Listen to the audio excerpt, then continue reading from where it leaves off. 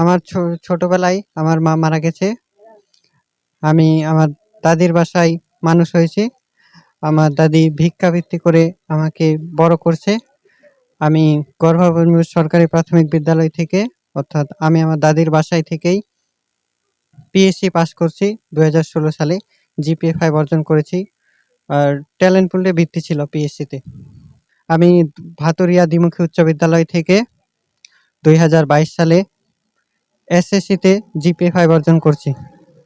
তারপরে ২০২৪ সালে মুসলিম উদ্দিন সরকারি কলেজ থেকে এইচএসসিতে জিপিএ 5 অর্জন করেছি।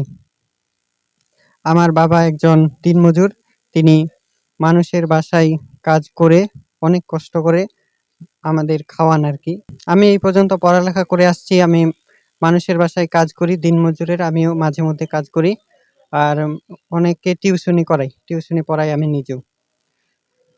সেই টিউশনি পড়িয়ে এবং এত কষ্ট করে মানুষের বাসায় কাজ করে আমি এই পর্যন্ত ইন্টার শেষ করছি।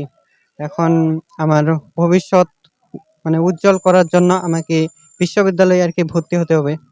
বিশ্ববিদ্যালয়ে ভর্তির জন্য বাসাতে থেকে তো বিশ্ববিদ্যালয় কমপ্লিট করা যায় না।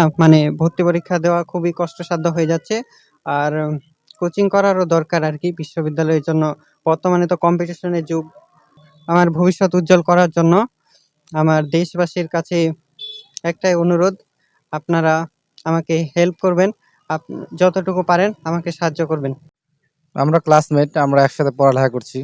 ওর পিএসসিতে জিপিএ ছিল, এসএসসিতে জিপিএ ছিল, এইচএসসিতেও জিপিএ ছিল। ও অত্যন্ত মেধাবী। ওর পড়াশোনার জন্য অনেক কষ্ট হচ্ছে। ওকে দেশবাসীর কাছে আমার একটাই চাওয়া, ওকে সহযোগিতা করবেন। ও যে বাসায় আছে সেই বাসাটা এটা ওকে আরেকজন মানুষ থাকতে দিচ্ছেন। আমার ছেলে ওনার কাছে প্রাইভেট পড়াই, ঠিক আছে, জীবন প্রাইভেট পড়তেছে ওনার কাছে। উনি দিনমজুরিও খাটে, আবার পড়ালেখাও করে, কঠিন কষ্ট করে ছেলেটা পড়ালেখা করতেছে।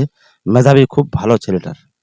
আসলে বলতে মতিউর ছেলেটা অনেক কষ্ট করে লেখাপড়া করে, অন্যের জমিতে কাজ করে যে টাকা পায় সেটা দিয়ে ও লেখাপড়ার খরচ চালায়।